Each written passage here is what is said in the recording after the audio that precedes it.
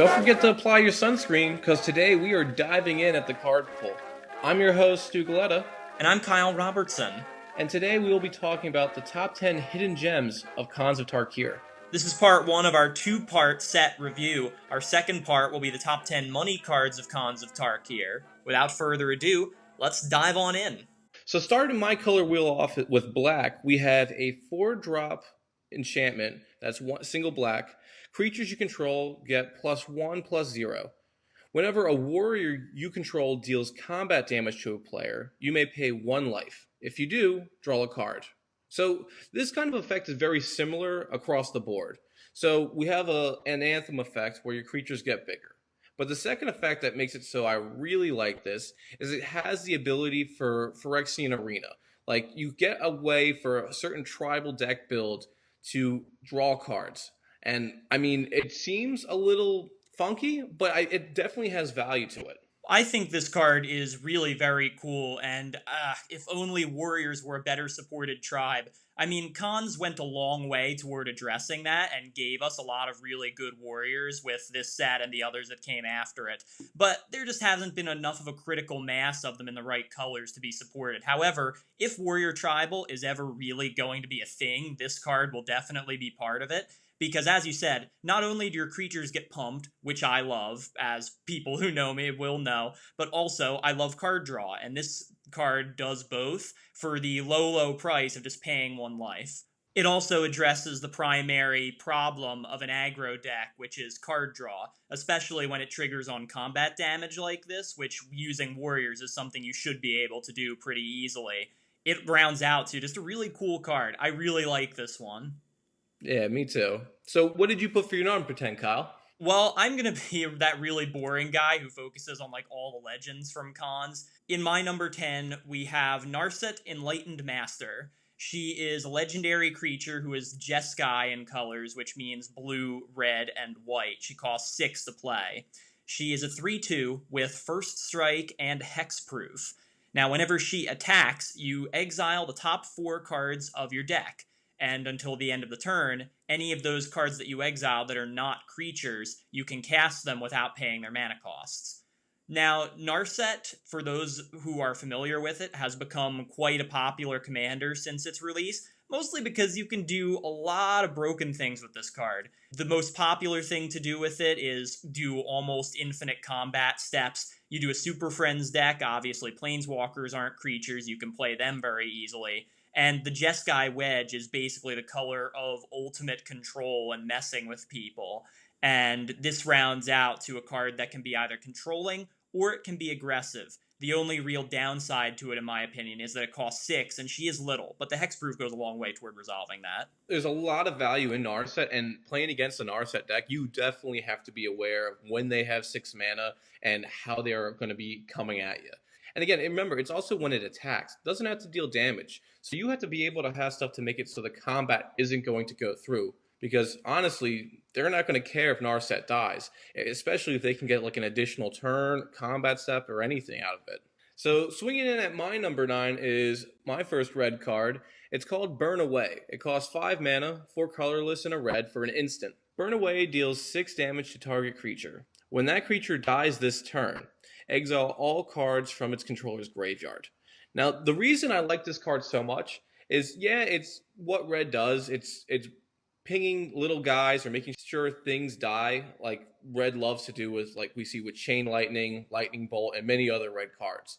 But the thing that really sticks on me is it exiles all cards from that controller's graveyard. We see tons and tons of different ways to have graveyard hate. We see Relic of Progenitus, Bojuka Bog. This is the only solo red card that I can recall that has some sort of way of dealing with the graveyard. Well, honestly, I had totally forgotten that this card existed, and I have issues with any red burn spell that doesn't also give you the option of dealing damage to players. I feel like dealing damage just to creatures is just not good enough, especially when you're talking about the kind of formats that we play. However, you are absolutely right. Outside of artifacts that you could play in pretty much any deck, red really does not have any grave hate. And this is especially notable in that not only does it probably exile the creature that you killed, but it also will exile the entire graveyard after that. That is just so interesting. And like I said, there is precedent with cards like Anger of the Gods and Magma Spray, but neither of them exiled the whole graveyard when they went off. One fun fact to note on this card, it's when this creature dies this turn. So even if you do target it and they do some sort of combo trick and the creature still lives by some sort of divine intervention, if you still do combat damage or can kill it in a board wipe or something else, the exile effect will still go through. So it does give you some wiggle room to make it so you can still completely destroy the graveyard. Absolutely. Well, I actually have coming up a monocolored card of my own. You ready for this one? Oh, of course. Well, it is called Brave the Sands. It is a white enchantment that costs 2 to play, 1 in white, obviously. Now, it has 2 abilities. All creatures you control gain vigilance, and also, all creatures you control can block an additional creature each combat. This is a really interesting card, because, for me at least, because it breaks 2 fundamental rules of the game, which is 1, creatures can only block 1 creature at a time, and also creatures tap when they attack. Now, I know vigilance is a thing that a lot of creatures do end up having at some point, but giving it to your entire team is just really, really, really good. And also, the additional thing about blocking two creatures every combat, that can be problematic when things like trample come up, because more often than not, you're blocking 2 creatures with 1 creature, and if those creatures are big and they have trample, it's not really going to matter. You're still going to take a lot of damage. But the fact that if they don't, and you're just assuming that somebody's going to attack with 2 giant creatures and you can block both of them with your 1/1 and nothing happens, basically, that's just really cool. I think this card is really interesting, and it frustrates me so much that it just barely doesn't make the cut into like every white deck I make. Yeah, I love this card for a lot of reasons. This one's actually in my number 4 slot just because it's super low on the mana cost, and it's like you said, it works for all your creatures and you get 2 effects in addition to them if you think of it. White loves making tokens and like 2/2 knights, 1/1s, like everything. Like so for that little guy to block 2 guys, like you just said, and if it doesn't have trample, like you stops all the combat damage from like a Sun Titan, for example, or like an Inferno Titan. Like it just doesn't go through in this case. But yeah, this is a card that I'm always surprised like I don't see more of. It's just, the value there is just incredible. Well, looking at your next card on the list here, Stu, I think this is sort of an anthem of sorts. Yeah, so my number 8 spot is going to be going to Sky Ascendency. It is a 3-drop blue, red, and white enchantment. So whenever you cast a non-creature spell, creatures you control get +1/1 until the end of turn, and untap those creatures. Also, whenever you cast a non-creature spell, you may draw a card, and if you do, discard a card. The reason I chose this card is it just does so much, and it gives you so much value. Like it's a card that pushes you towards the late game so much faster than others. Like it makes it so that your creatures can now have pseudo vigilance. Like you're running blue, you're running white, you're running red. All those are notorious for instance. So you play something that's not a creature, counterspell, Sword to Plowshares, and they all untap and get bigger. That is huge.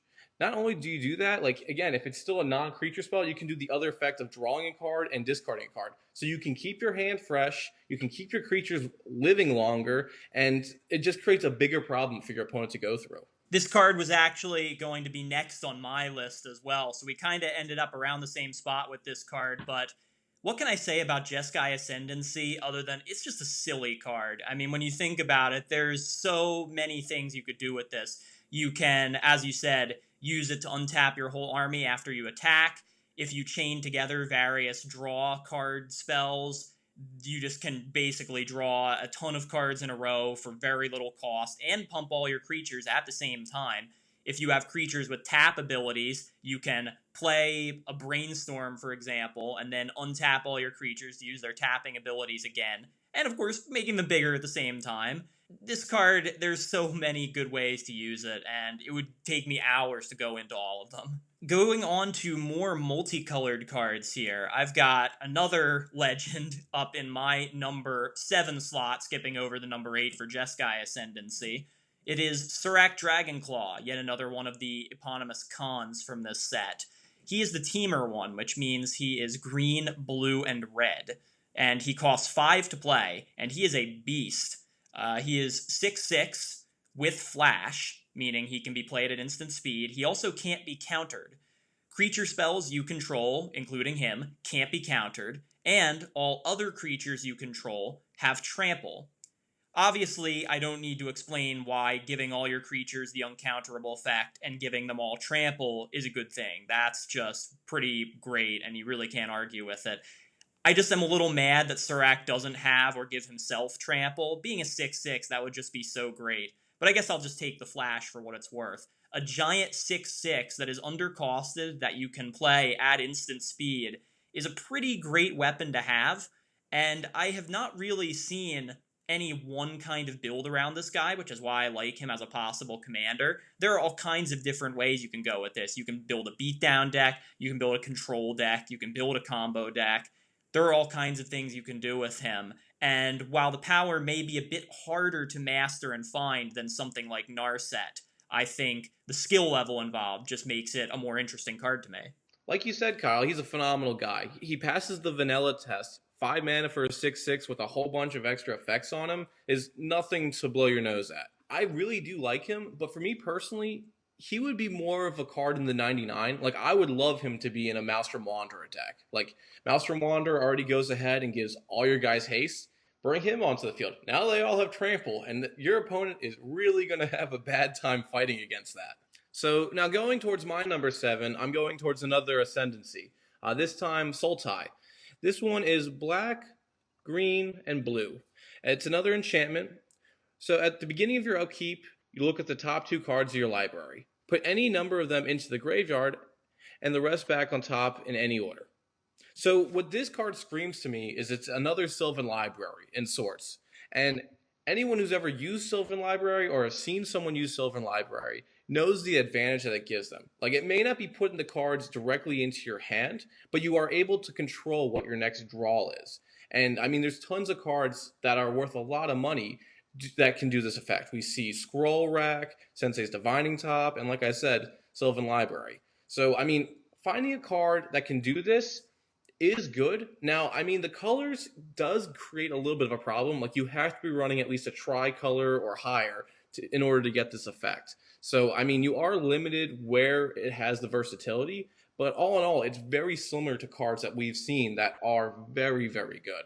Really, the thing that I hold against it most of all is that you don't actually draw any cards off this. Sure, it does happen during your upkeep before you draw, so you kind of get a sense of what you can or can't draw and maybe eliminate one or both cards from that equation. Also, the Sultai clan really likes self-mill, so this goes with that theme very nicely. But I just don't see the advantage of this that I do with the other Ascendancies. The other Ascendancies, such as the Jeskai one that we've already looked at, are just way more obvious in how they benefit you. This one is not so much, and I just feel like it's just not quite powerful enough for me overall. One card for me to pull out as an example is Silas Wren, who we see as the new partner guy. Now, he's blue-black, which meets 2 of these color requirements. He's able to pull artifacts back from the grave. So, I mean, yeah, you have the ability, like I said before, to look at the top card, but you also have the effect, like you were saying, to put stuff into the grave.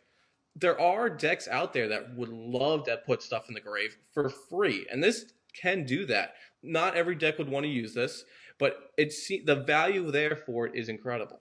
I am going to stick with my original thought. I think the power level on this card is not quite there in terms of being playable, and also comparison to Sylvan Library probably isn't really fair because it's not nearly that good. Yeah, I don't know. I think we'll have to agree to disagree on that one. I don't really see it. But moving on to more things that are multicolored, surprise, surprise, this is Khans of Tarkir after all. I'm going to stick with Timur for my next card. So again, green, blue, and red. And I'm going with an instant called Timur Charm. Now, just quickly, for those of you who aren't too familiar with Khans, not only was there a cycle of these 3-mana Ascendancy cards, but there are also a cycle of 3-mana charms for each clan, and Timur Charm is the one for it. The Timur, obviously. Costs 3, 1 of each color. Now, this card is an instant, and you can, as with all the charms, choose one of 3 things. Target creature you control gets +1/+1 until end of turn. It fights target creature you don't control. Or, counter target spell unless its controller pays 3. or creatures with power 3 or less can't block this turn. Now, out of all of the charms in the set, I think they're all relatively good actually, but this one I think is by far and away the best one of the cycle in terms of pure flavor, creativity, and just how well they really nailed the power level of this card. It's a combination of many different good cards. It's a better Prey Upon that costs more, perhaps. It's a somewhat worse Mana Leak, which is still pretty good. And it's a somewhat worse Falter, still pretty good. This card does a lot of things. It can kill a creature right off and boost one of yours at the same time. It can counter a game-breaking spell as long as they don't have enough mana up, and it can just straight up wreck aggressive decks like token strategies because you can just mow right through them without any problem. You combine it with the fact that it's in these colors, which makes it just a perfect fit for a control deck of this sort, or an aggro deck, or really anything. I think this card can do it all, and I just love it. This is a card I would really love to see in a Riku deck. It does everything you want it to do for these colors. You have three options, which pretty much are good in almost any scenario. So it's pretty much saying, hey, what's my opponent doing? Oh, they're using a lot of creatures, and I need to keep spot removaling. All right, cool. I can handle that. If they're using, like you said, if they're going really wide with a lot of tokens, you can now plow right on through, and it's totally cool. Or if they're also going in a control build, you can now have a control fight and make it so, hey, you're hitting through with the stuff that matters and you're preventing them. You pretty much said it all in this card, Kyle. I really do enjoy this card a lot, and I personally wish I ran it in more decks. That was my number 6. Now, looking to your number 6, I see you have a Temur card as well. I love this clan. Let's hear more. Yeah, we're going on the Timur train for right now. Yeah, sitting at my number 6 is Timur Ascendency, Timur colors, and it's an enchantment. Creatures you control have haste. Whenever a creature with power 4 or greater enters the battlefield under your control, you may draw a card. Like we've been saying with the other Ascendancies, and just for warning, this is my last Ascendancy from our list, so we will get more variety for you people out there who aren't necessarily enjoying these cards. Giving your creatures haste is very powerful. We see it in mono red decks or any kind of red splash decks. Being able to come out and come at your opponent quick and hurt them where it is going to hurt is very powerful. But also now being able to do that and create a draw engine is really, really good. So Temur runs green. Green loves big things, especially creatures. So pretty much this card's reading is like, hey, I have a Crater Hoof in my hand. I want to be able to attack with it the turn comes out. Also, I would love to get more cards in my hand. Why not get all the value I can? And with this being a 3-drop, you can play it early game, you can play it late game. It's not going to be a dead card in your hand. I mean, provided you have the mana for it. Intet the Dreamer, Surek Dragonclaw, Maelstrom Wanderer, all of these cards, as commanders or otherwise, can just straight up benefit from this card. I would personally rank it as second in power level of the Ascendancies, below Sky Ascendency, but above all the other ones. This one, as you said, giving creatures haste is always a good thing, especially when it's just for 3 mana, which makes it comparable to things like Hammer of Purphoros, Fervor, Fires of Yavimaya. But this one is the best of the lot, I think, as long as you're running the colors to play it. And it's a combination as well of the natural affinity Garruk's pack leader kind of ability with the power level of creatures drawing you cards. Well, looks like I'm stealing all your thunder, Kyle. That's your number 5 as well, so let's go right into your number 4. Yeah, you took that one from me. Oh well. Well, looking at a new clan actually now, we're going to go to Mardu, which is the red, white, and black clan. Now, this is, I think, the premier removal spell of Khans of Tarkir. It was popular when it was competitive and standard. It's still popular today among the ranks of Commander, as it is Crackling Doom. It is an instant that once again costs 3 mana, one of each of those 3 colors. Now, Crackling Doom, when it's played, does 2 damage to each opponent, and then each opponent sacrifices a creature with the greatest power among creatures he or she controls. So, note that this does not affect you in any way. Sure, 2 damage might not be a whole lot on the face of it, but it does it to each opponent, not to you. And also, every player other than you is going to be sacrificing their most powerful creature. Not only does that obviously hurt everyone except you, which is always a good thing, but the sacrificing the most powerful creature gets rid of A, their most powerful creature, and B, gets around all those annoying hexproof and indestructible effects. I don't really have a ton to say about this card because I think its power is pretty obvious, and while you may not be able to target things for specific destruction, like you would like to with most removal spells. I think this one is powerful enough and hurts other people enough that it kind of lives up to its name. You are doomed. I wouldn't like this card so much. It does a lot, but the only problem is like what you said, is it just doesn't kill the one thing that you might need it to kill at that time. So right here we're using red, white, and black. All those colors love targeting stuff and killing them. Now putting that in a stance where it's not targeting it's still getting rid of it and it's working on every opponent is really nice. But I personally would rather be able to get rid of something that I know I can get rid of every single time. I can understand that. I'm not saying it really substitutes for a good solid piece of targeted removal like I know we're going to talk about later for you. And it may arguably not quite be as good as that. But I love the flavor of this card. I love the fact that it can hurt multiple players at the same time. And I think it's just a nice part of your toolbox if you're playing Mardu. This is a Sunforger's best friend. I mean, among other cards, Sunforger's just a great card in general. But this is certainly something you can pull out, and it's just yet another option in your toolbox of removal that can deal with some things that a lot of other cards probably couldn't. Now moving forward to my number 5, Logans Nexus costs 5 mana, all colorless, and it's a legendary artifact. If a player would begin an extra turn, that player skips that turn instead. If Logans Nexus would be put into a graveyard from the battlefield, instead exile it and take an extra turn after this one. The reason I chose this card is this is a card that can work against a lot of metas. Like we said with Narset, that commander is used to be abusing the ability to take extra turns. So if you have a card that is completely going against that kind of strategy, it completely hoses them. They're like, well, there's no point for me to cast any of this stuff because it does nothing.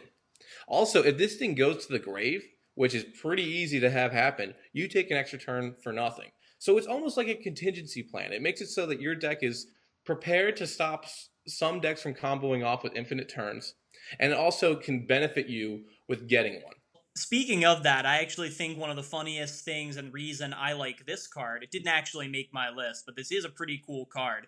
The reason for me being that you can actually do, be it with a little creative playing, the opposite of what this card was designed to do and use it to take infinite turns yourself. I actually did this at one point when I ran an artifact deck. You copy this thing with a prototype portal out of your hand, which means you can just make a token of it every turn.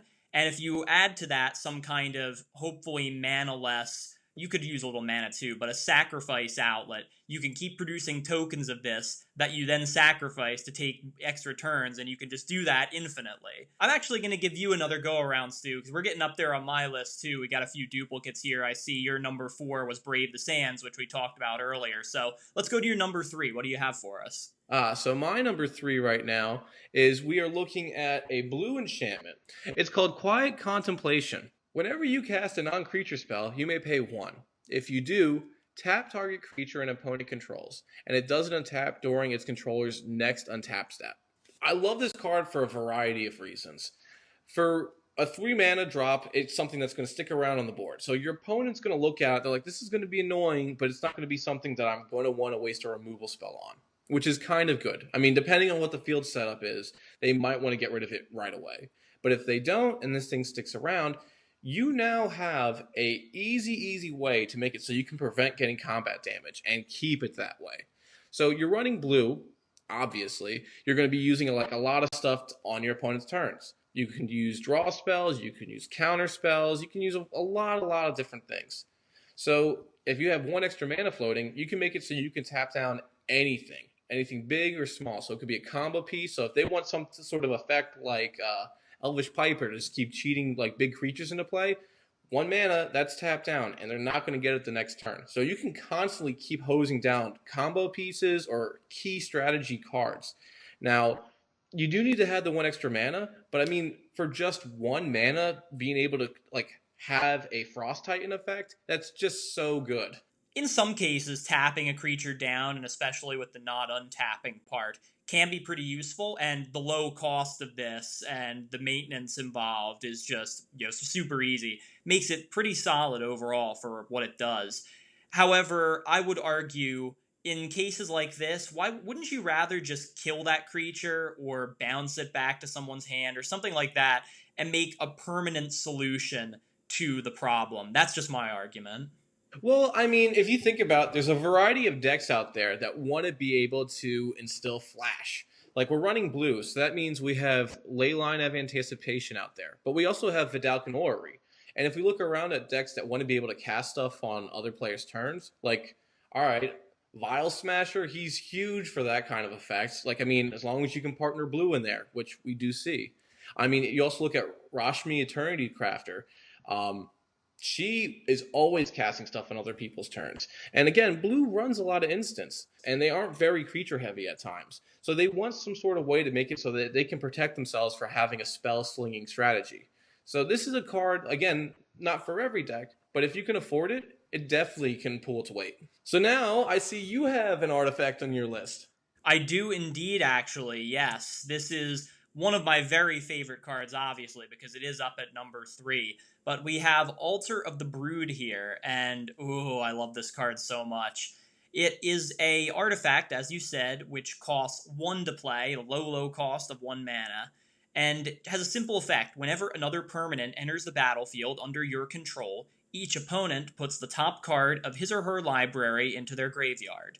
Now, this may not seem like much to a lot of people, but just think about the potential of this card. It is any permanent. That includes lands. That includes creatures, artifacts, and enchantments. And planeswalkers even too. It just doesn't include instants and sorceries. So, in most decks, almost like 75% of the cards you play every turn are going to trigger this card. And this can both help with milling people very quickly, as well as putting things in the graveyard for you to use later. I personally love using this in my Lazavdemir Mastermind deck, which partially focuses around milling and stealing things from other people's graveyards. This can make some nasty combos with the likes of things like Undead Alchemist and Mesmeric Orb. Well, I love it for a variety of reasons. It costs 1 mana. Now, a lot of other things that you see that make people mill typically is a little bit more mana intensive. And like you said with the permanents, like, all right, you play a fetch land, you crack it, that's 1. You bring in another land into play, that's 2. Then you use that land to play something else, that's 3. Like, it has a lot of value, and this is a card you can literally play in the very beginning of the game. I personally would hate to use a removal spell on it. It's this little dinker that's just going to sit there. I mean, at the very least, it might get caught in the crossfire of like a Bane of Progress or something like that. I wanted to put this card on my list so bad, but I thought about, is it in any of my decks? And I've always wanted to put it in any of my decks. And I just never seem to have the room for it. So that's why it's not on mine. Looking through that, and I know that just barely missed your list, but up next here at your number 2, you actually have a card that, I don't know, I'm kind of on the fence about this one, but it's obviously pretty powerful. Let's hear more. So at my number 2 slot, we have End Hostilities. It's a 5 mana sorcery, 3 colorless. Destroy all creatures and all permanents attached to creatures. So right here we have a board wipe. So when I read this card, I had to kind of like step back. I was like, wait, does this do what I'm thinking it does? Because yes, it's like a Wrath of God for 1 extra mana. But in addition to that, it destroys permanents attached to creatures. So the more I thought about it, the more I started to actually like this card. Reason being is if you think about a lot of strategies, you always seem to find equipments. And so whenever an equipment is on the field and it's attached to a creature, the creature dies, the equipment still remains. So like you still have to deal with that same problems. So I mean, if you think about the most common equipments that we see in Magic, like you see the swords, Feast and Famine, Fire and Ice, but then you also see Lightning Greaves, Whisper Silk Cloak. And I mean, and if a deck needs to ramp, Sword of the Animist. This destroys all of that. And I mean, if anyone's running a Saram deck, they will hate this as a board wipe because it literally says, hey, I'm just going to remove everything away from you. Don't get me wrong, this is a fine board wipe, and at 5 mana, it's good in a lot of decks in a number of situations. The only real issue I personally have with it is because it can hurt you as well if you're playing a lot of equipments. You generally see a lot of equipments and auras in decks that have white in them. So to me, this board wipe kind of fights what the very deck it would probably go in wants to do. That kind of dissonance there doesn't really sit that well with me, but obviously in the right metas, in the right kind of decks that can really capitalize on this, it can be a very good tool. Well, going from something that's kind of a safety to the game of ultimate chance. Want to hear about my number two? Yeah, if you give it that kind of title. All right, awesome. Well, coming up, it is another multicolored card. Again, going back to Sultai, which, as you'll see with my top card in just a minute, is my favorite of the clans from Khans of Tarkir. But this is a card called Villainous Wealth. It is a sorcery, and it's an X cost sorcery. So it costs X, and then one each of the Sultai colors, black, green, and blue. Now, target opponent exiles the top X cards of their deck.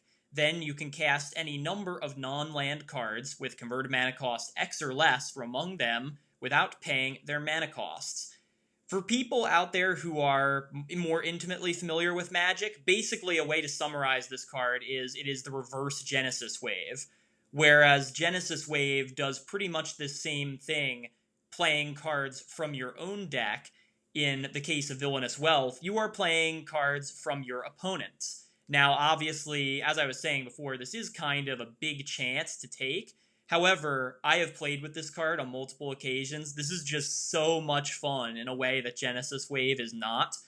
Also, it is kind of better than Genesis Wave in that Genesis Wave only pays attention to permanents. It ignores instants and sorceries. Villainous Wealth does actually pay attention to instants and sorceries, although it doesn't pay attention to lands the way Genesis Wave does. So I suppose there are pros and cons to either of them, but Villainous Wealth is, like I said, a big guess taking cards off the top of your opponent's deck.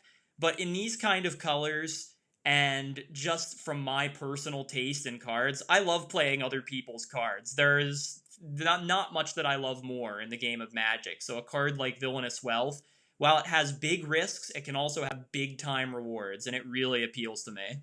Yeah, kind of a gutsy card, I'll give you that. But like you said, it can stand its own for certain decks. And I mean, it's one of those cards. It's not going to be horribly bad, especially because you're going to be stealing your opponent's power. You choose when you're going to use this. So like it's an X spell. So if you really need something, or you just need to hurt your opponent, you can play it early. It might not get you what you want, but you can still play it early.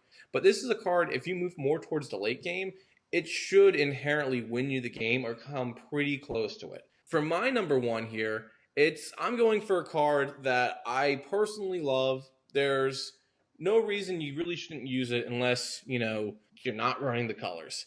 We're sitting here with Utter End. It is a 4-drop, 2 colorless, white and black instant. Exile target non-land permanent. Clean and simple. What this does is it pretty much just makes it so, hey, for 4 mana, I'm taking anything out of the equation. I'm just exiling it flat out. For a little bit more mana, you're taking out anything. So enchantments, artifacts, planeswalkers, creatures. It's just so good, and it's always an answer at the right time. See, this actually kind of surprised me that it was your number one. This seems like the kind of card that I would put at my number one, and I'm actually not doing this time. Just a straight up spot removal card. Yeah, it's just so good. Like, when are you ever going to be like, oh, I really want that opponent to keep that card around? I'm real excited for that. Like, that doesn't happen. Like, you always want to be able to hit anything.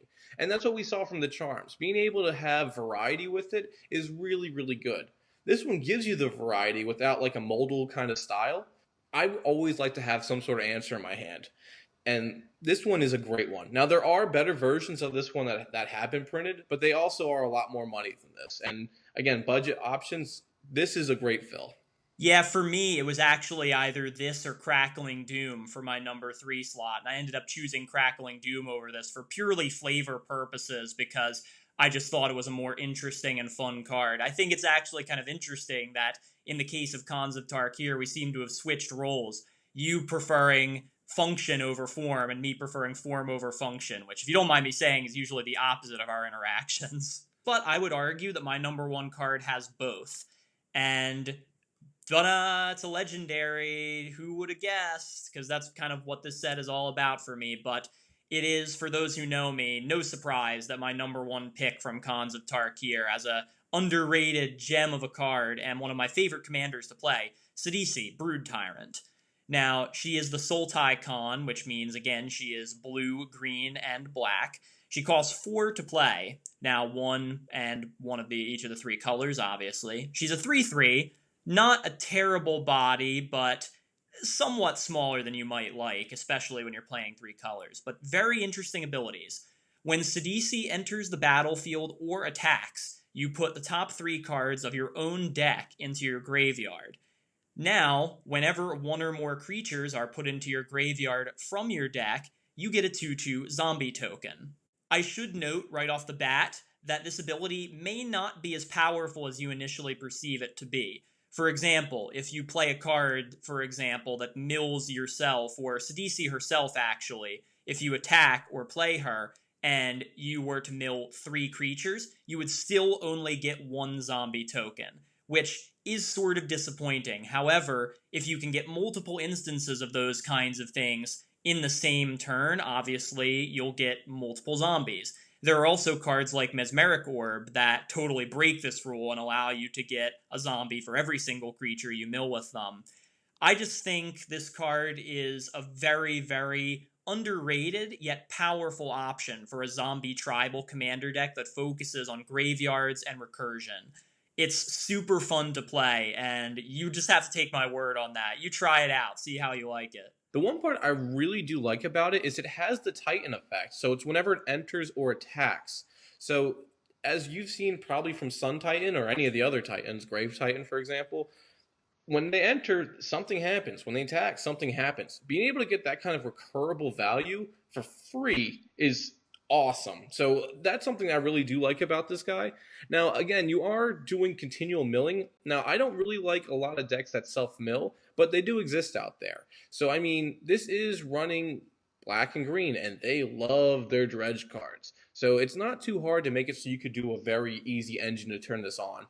Now, I don't think this is necessarily my cup of tea, but I can see why someone would run it, and I can see where the value's coming from. And, I mean, this is a deck that seems like it can both go narrow and wide at the same time. Like, if you want to put stuff on him to make him slightly more Voltron-y, you can. If that's not working and you need to get damage through, you can make it so you can start pooping out tokens like crazy. Yeah, there are just so many different ways to go with Siddi Sea, which is kind of why it's at my number 1.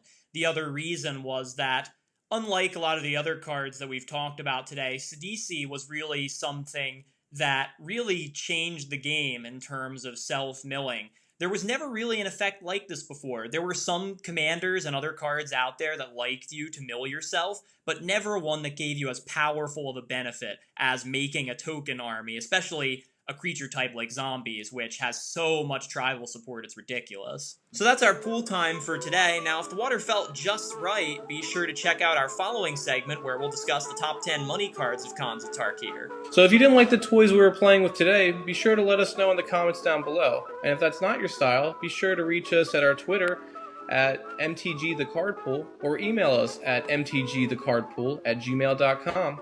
I'm Stu Galetta. And I'm Kyle Robertson, and we'll see you next time at the Card Pool.